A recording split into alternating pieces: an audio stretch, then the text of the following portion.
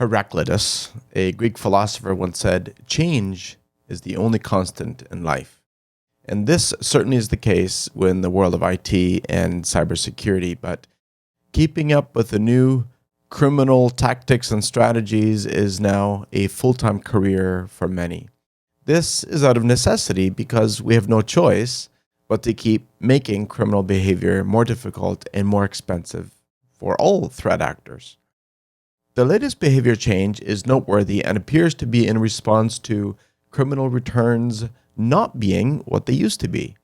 Perhaps because recovery methods and incident response processes allow victims to get back to business without paying the ransom. However, data exfiltration and theft can still be extorted.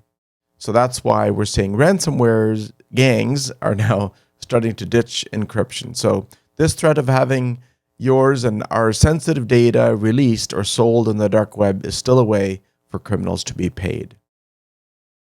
And CISA warns of flaws on industrial control systems. We very commonly see Siemens control systems in our part of the world.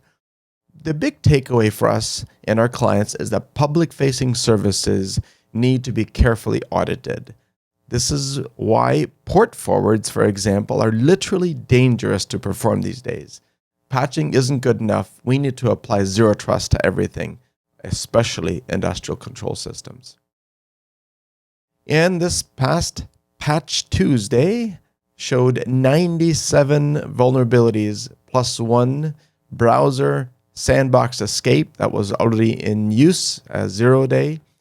Yes, that's 97 of them. Given the many risks that we face in updating Windows systems quickly versus the risk of not updating quickly, nowadays even that requires careful evaluation and application. And Brian Krebs shared how Experience Security was so weak that anybody could get anybody's credit by just knowing the key personally identifiable pieces of information, like name, address, date of birth, and social security number. So no wonder real-life identity theft is still such a major problem when companies like credit agencies take such a relaxed position on security. And what have we unleashed with ChatGPT? As fascinating and as big of a story as this is going to be for this year, the question often is, why have we done this? And the answer is usually, well, because we could.